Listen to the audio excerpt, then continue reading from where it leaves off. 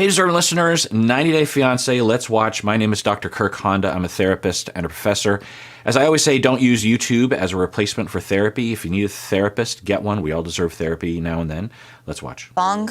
There was infidelity issues that were never really resolved, and we was arguing all the time. So I moved out of the apartment and in with my friend Kay. Then a few months ago, Rob and I broke up for good, but then at the tell-all, we decided to at least give each other in our marriage one final chance. Okay, so Rob and... oh, by the way, Stacy and Florian are on this season, so it's funny to see them. And Rob and Sophie, who I don't know. Rob is 34 from Austin, Texas. Sophie is from London, England. Rob is 34. Sophie's 25.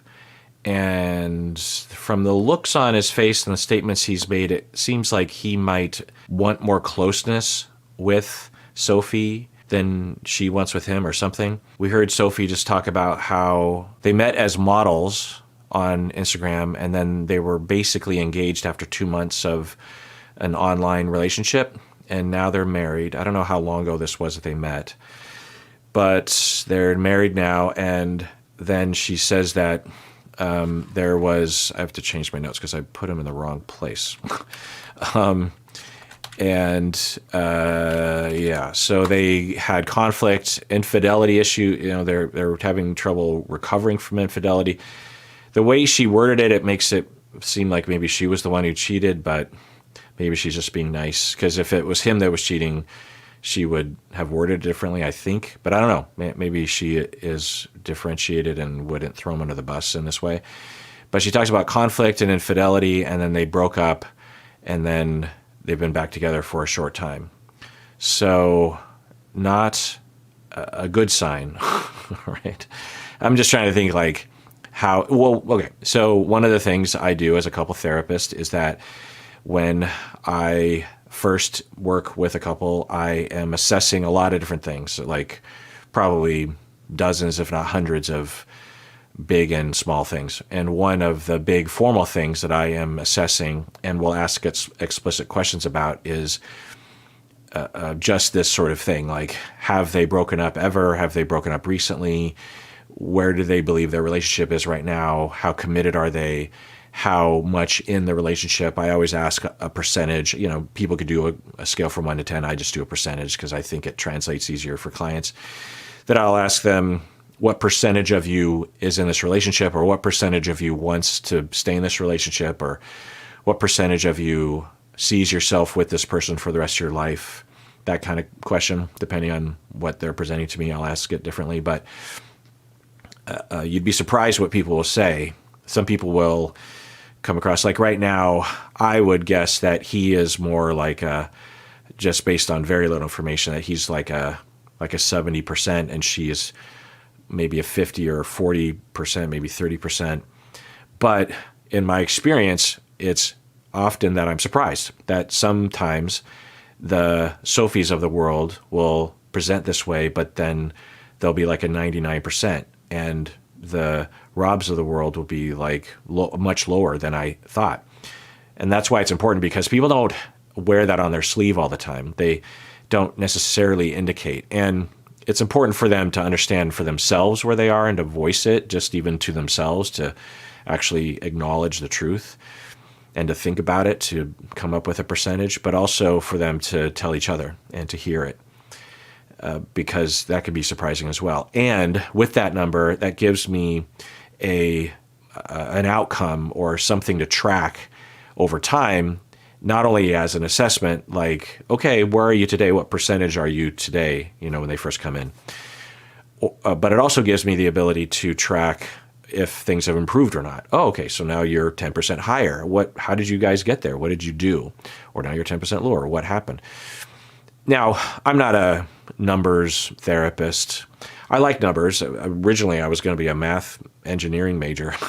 That was where my strengths were. But then an engineer told me what his day-to-day life was, and I was like, oh, no thanks.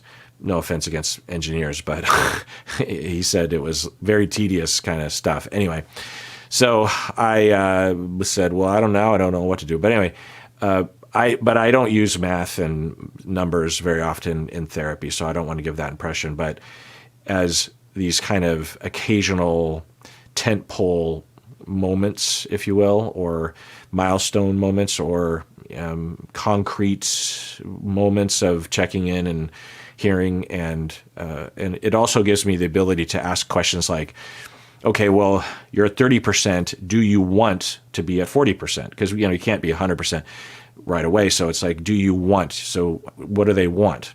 Because maybe if Sophie is 30%, maybe she's ambivalent. She doesn't know. Part of her might want to work on the relationship, but another part of her might not. Or she's on the fence or something. And that's important, not only for her to know and to voice that, but also for me to know. Because couple therapy, often it's assumed that the therapist, it's our responsibility to bring them together or to improve the relationship. It's our responsibility to do what we can, but if the client doesn't want to do it, then we're not going to get anywhere, obviously. So with some clients, I've learned that we have to start there. We have to start not on improving the relationship, but does one of the members even want to improve the relationship? So then we would lower our standards, so to speak, or retract to a more fundamental goal of, all right, well, do you want to work on having motivation to work on your relationship, if that makes any sense? And if they say, well, yeah, I guess, yeah, I would like to explore that. Okay, then what would it take for you to want to work on the relationship? What would need to change? And it's interesting, these kinds of questions, because it drills deeper and deeper into where those fulcrum points are for people. And then you can start to get a clearer idea, not only as a therapist, but also for the couple to understand like what they're there to do.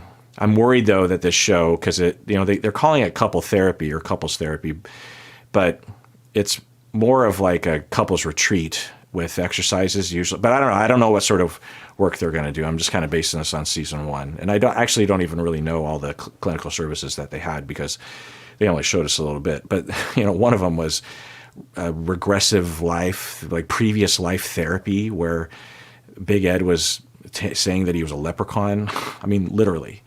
So we'll see where this goes. I imagine there'll be some rolling of eyes, but we'll see. What do I know? Anyway, so when I see that Stacy and Florian are still together, and Stacy talked about how she had a health scare with her kidney and is now thinking about older age and death and this kind of thing.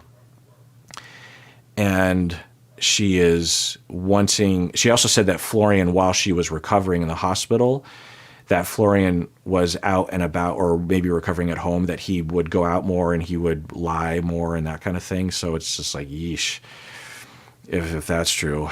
And that it didn't sound like the sort of thing that Natalie would just kind of make, Natalie would just, I think she has a tendency to see threat where it's not there and to distort and maybe even make stuff up.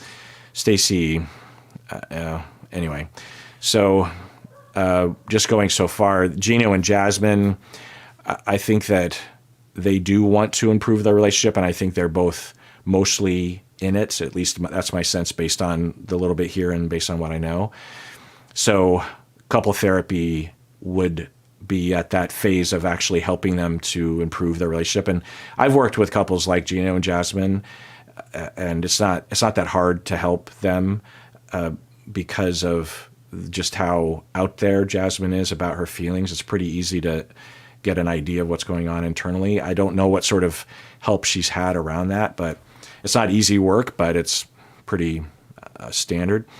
With Rob and Sophie here, that central question of, does one or both of them, do they really want, are they in love? Do they have the motivation? Are the resentments beyond a certain threshold that they don't really feel like they want to work on things anymore? Because, especially when you're trying to work on things, right? It's work, right? It's hard. You got to have motivation. You got to have a lot of gusto behind that. And typically what will give you that gusto is love and passion and desire and like determination, right? And if you're just kind of half into someone, it's not going to carry the day.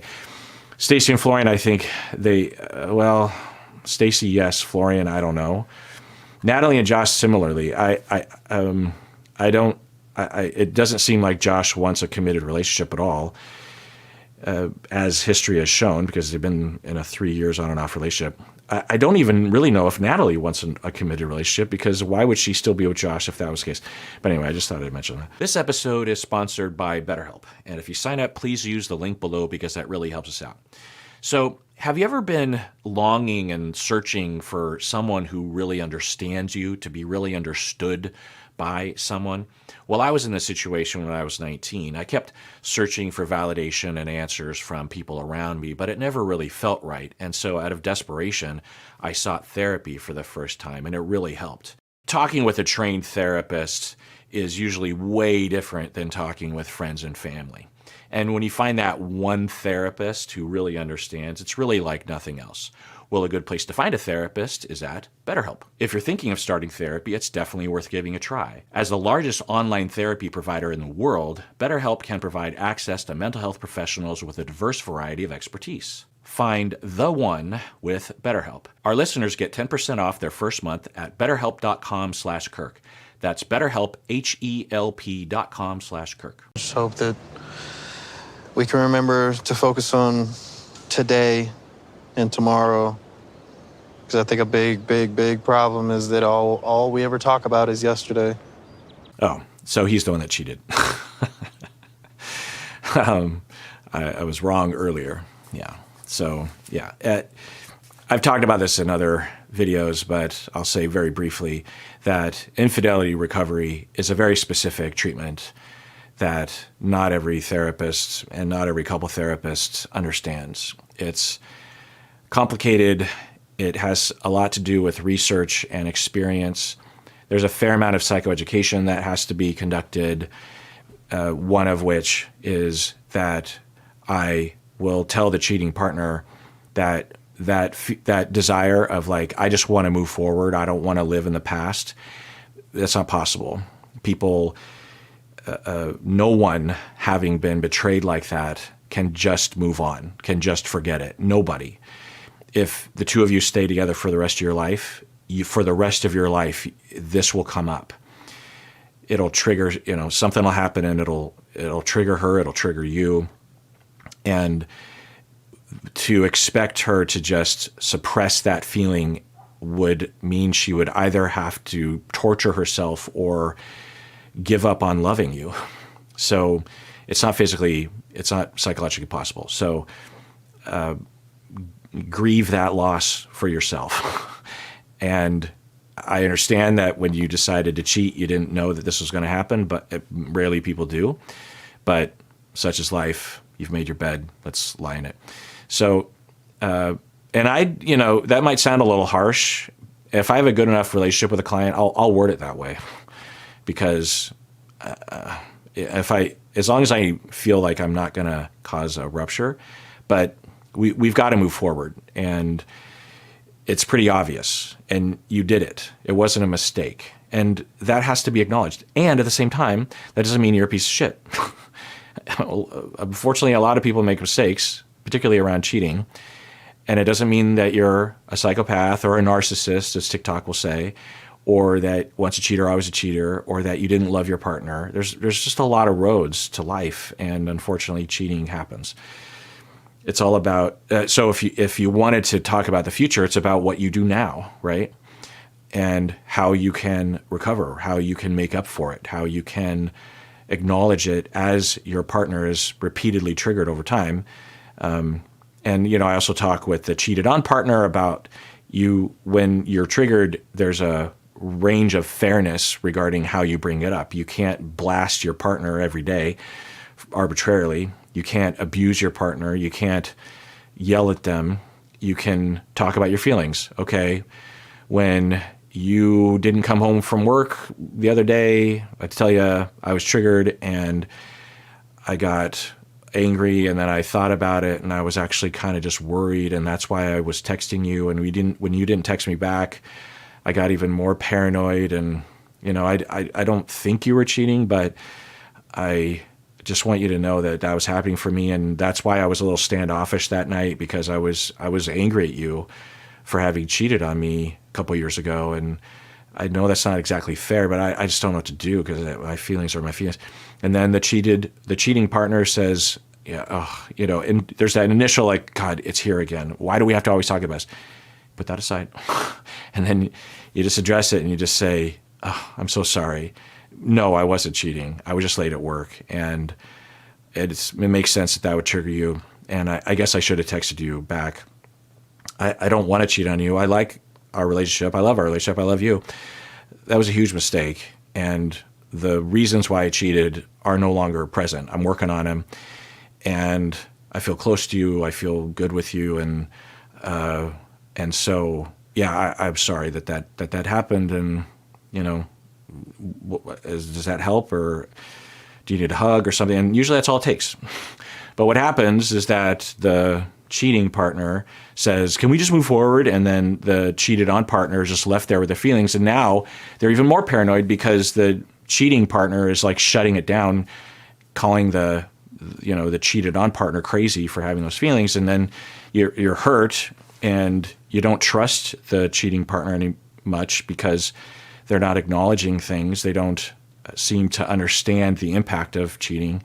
They might even erroneously, or they might, the cheated on partner might erroneously conclude that the defensiveness is because they were cheating. You know what I mean? So there is a road. But anyway, so his statement is universal, but misguided, and has to be ended. He needs a lot of help with his perspective on what he just said. Well, I mean, I'm sure we have to talk about the past in therapy. The point of therapy is it's going to be difficult, and we can't ignore the past. Sophie, I'm not going to bring it up thing. every 5 minutes, but we're not going to act like it doesn't exist. Right. So more confirmation that he was the one that cheated. This is every cheating, every couple that's trying to, in their way, recover from infidelity will say these exact statements. As soon as we were ever actually able to be together, I do miss what we had, and I miss you. Do you? Yeah. I still look at you and feel like you're the person I want to be with. I don't really know how to fix it, though. I can't fix it on my own. Well, that's why you're at a couples retreat, and there's going to be therapy conducted, hopefully. I'm worried, though, because, it's a reality TV show, so they have to make visually interesting therapy sessions. And usually that means, kind of silly things like regressive past life regression therapy, where Big Ed is talking about being a leprechaun, instead of actual therapy. Yeah. And even if it was actual therapy, I hate to say this, but not all qualified couple therapists know how to treat infidelity. A lot of therapists, I don't know the percentage, I hope it's low, but I worry it's high, that the couple therapists who would get involved with this would basically take his side and tell her she has to move on. She can't constantly bring this up. She's choosing to dwell on the past, and it's bringing them down. So, you just have to stop thinking those things and reassure yourself, or figure it out. And that's just like one of the dumbest, misinformed,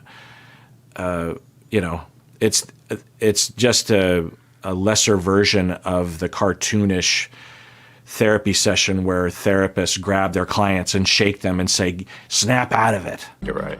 If you ask Sophie, it's all the way one-sided. All of our problems are just me. And I don't think that's fair, because recently I found out some information that just completely folded me when it comes to trust. If she's gonna hold me accountable for my lies from over 2 years ago, then she needs to reveal all of her secrets as well. Okay, so it sounds like the infidelity was 2 years ago. Wouldn't be strange for her to still be hurt by it, especially if he's shutting it down every time they talk about it, which is almost universal. But it also sounds like she might have kind of cheated maybe. I'm guessing the way that he's wording it, it is while they were broken up, or while at least she thought they were broken up, she might have gotten together. So I don't know. Well, I'm sure we'll find out. All right. Well, if you want to support what we're doing here, you can become a member of the YouTube channel. Only if you want to, but if you are on the fence, it'd be great.